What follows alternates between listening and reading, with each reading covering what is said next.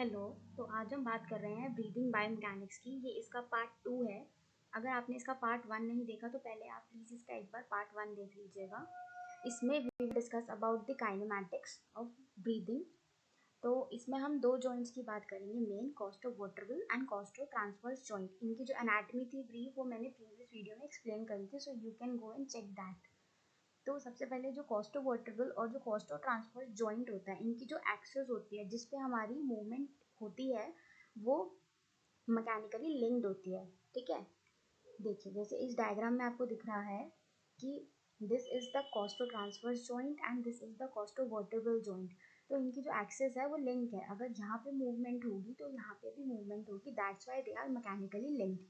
ठीक है, अब अब अगर हम प्रीवियस स्लाइड पे जाएं तो ये जो एक्सेस होती है हर रिब की डिफरेंट होती है, बिकॉज हर रिब का जो लेंथ होता है, शेप होता है और जो डाउनवर्ड एंगल होता है दैट इज डिफरेंट। तो जो अपर रिब्स होते हैं specifically up to 7th rib, उसका जो एक्सेस ऑफ रोटेशन होता है it lie closer to the frontal plane. तो उस पर जो मूवमेंट होगी वो सजाइटल प्लेन में होगी। और जो लोअर रिब्स होते हैं दैट इज 8, 9 एंड 10, उनका axis of rotation lies closest to the sagittal plane. तो जो उनकी मूवमेंट होगी वो more towards the frontal plane में होगी, as you can see here. ठीक है, तो ये है हमारे अपर रिब्स का एंड दिस इज हमारे लोअर रिब्स का।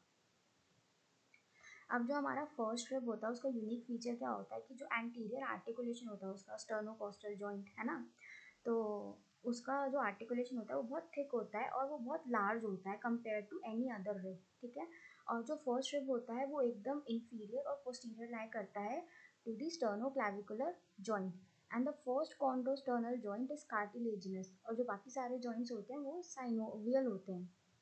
तो इसका ये यूनिक फीचर है। ठीक है, तो इस पर बहुत लेस मूवमेंट होती है इस वाले जॉइंट पे ऑन दी स्टर्नम।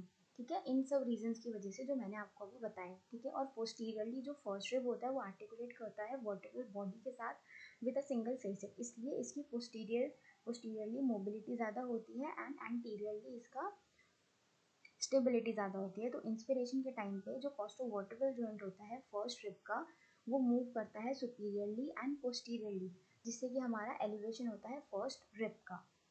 ठीक है, वहाँ पे देख सकते हो कि ये फर्स्ट रिब है। ठीक है, तो एंटीरियरली जो इसका अटैचमेंट है वो बहुत डिफर कर रहा है as compare to the other ribs, है ना। तो ये बहुत थिक है, तो आगे से हमें स्टेबिलिटी मिल रही है, पीछे से हमें मोबिलिटी मिल रही है at the costovertical and the costotransverse joint.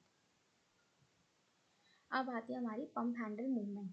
तो अब मैं आपको इमेजेस दिखाऊं तो इसमें आप देख रहे हो कि फर्स्ट रिब तो हमारा मैनुब्रियम के साथ अटैच है। ठीक है, अब जो बाकी हमारे 2 to 7 रिब है वो डायरेक्टली हमारी स्टर्नम की जो बॉडी होती है उसके साथ अटैच होते हैं। ठीक है, जैसे कि इस डायग्राम में भी आपको दिख रहा है कि ये बॉडी के साथ अटैच है ना। फर्स्ट रिब तो मैनुब्रियम के साथ अटैच है और जो 2 to 7 रिब है वो बॉडी के साथ अटैच होते हैं। ठीक है, तो इसमें क्या होता है, और हमने अभी ये भी पढ़ा था कि जो इनका एक्सेस ऑफ रोटेशन होता है वो लाई करता है more towards the frontal plane. तो इन पे जो मूवमेंट होती है it will be in sagittal plane, है ना। तो अब इसमें क्या होता है, तो जो इसका कॉस्टल कार्टिलेज होता है, ये वर्टेब्रल कॉलम है, ये स्टर्नम है, ये इसका सजाइटल व्यू है। ठीक है, और ये जो रिब्स होते हैं इनका जो ओब्लिसिटी का एंगल होता है जैसे जैसे हम नीचे जाएंगे वो इंक्रीज हो जाता है। ठीक है, तो अब क्या होता है कि अब इनका एक्सिस ऑफ रोटेशन हमें पता है ना, और हमें ये पता है कि डायरेक्टली अटैच होते हैं over the body of the sternum. तो जो कॉस्टल कार्टिलेज होता है वो रोटेट करता है अपवर्ड, मतलब जो रिब की ओब्लिसिटी होती है वो अब ओब्लिक नहीं रहता, वो हॉरिजॉन्टल बनने लग जाता है, वो एक move towards the horizontal plane during inspiration. तो इसकी वजह से क्या होता है कि जो स्टर्नम होती है ना वो एंटीरियरली और सुपीरियरली मूव कर जाती है, जैसे आप देख रहे हो, जैसे ये रिब ऐसे था। ठीक है, अब इंस्पिरेशन हुई, इसका कॉस्टल कार्टिलेज ऊपर मूव किया तो ये भी पूरा रिब ऊपर मूव हुआ। ठीक है, तो उसकी वजह से क्या है, अब सारे रिब ऊपर मूव होंगे तो स्टर्नम पे इफेक्ट पड़ेगा क्योंकि वो डायरेक्टली अटैच हो रहे हैं स्टर्नम के साथ। तो जो स्टर्नम है वो एंटीरियरली एंड सुपीरियरली मूव कर जाती है, जिसकी वजह से क्या होता है, जो एंटेरो पोस्टीरियर डायमीटर होता है थोरैक्स का वो इंक्रीज हो जाता है। ठीक है, इसको हम कहते हैं पंप हैंडल मूवमेंट, क्योंकि ये पंप की तरह रिजेंबल करता है। ठीक है, पंप हैंडल की तरह।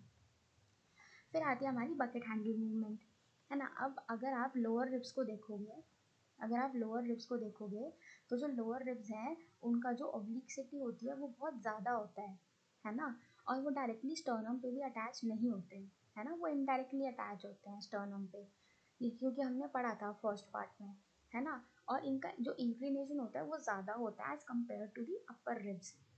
तो इसमें क्या होता है, जो हमारा एक्सिस ऑफ रोटेशन भी हमें पता है कि it is more in the sagittal plane. तो इस पर मूवमेंट किस प्लेन में होगी, फ्रंटल प्लेन में होगी। तो इसमें क्या होता है, जैसे ही हम इंस्पायर करते हैं तो जो हमारे रिब्स हैं वो आउटवर्ड या फिर लेटरली मूव करते हैं, ठीक है। तो एलिवेशन होता है रिब्स का। तो इसको, जिसकी वजह से क्या होता है, जो हमारा लॉन्गिट्यूडनल या फिर ट्रांसवर्स डायमीटर होता है ना, ट्रांसवर्स डायमीटर वो इंक्रीज हो जाता है थोरैक्स का, ठीक है। तो उसकी वजह से क्या होता है, हमारा एलिवेशन होता है, इसको हम कहते हैं बकेट हैंडल मूवमेंट, ठीक है। तो अगर मुझे सम अप करना हो तो ये जो 2 to 7 रिप्स थे, ये क्या करा रहे हैं, मेरी पंप हैंडल मूवमेंट, ठीक है। स्टर्नम को एंटीरियरली और सुपीरियरली लेके जा रहे हैं। और इनका जो एक्सिस ऑफ रोटेशन है वो कौन से प्लेन में है, अपोजिट, फ्रंटल प्लेन में, ठीक है। और ये जो लोअर रिब्स हैं ये इनडायरेक्टली अटैच हो रहे हैं स्टर्नम पे, ठीक है। और ये क्या कर रहे हैं, ये मेरा बकेट हैंडल मूवमेंट करा रहे हैं, और ये ट्रांसवर्स डायमीटर इंक्रीज कर रहे हैं, ठीक है। So this is all about the kinematics.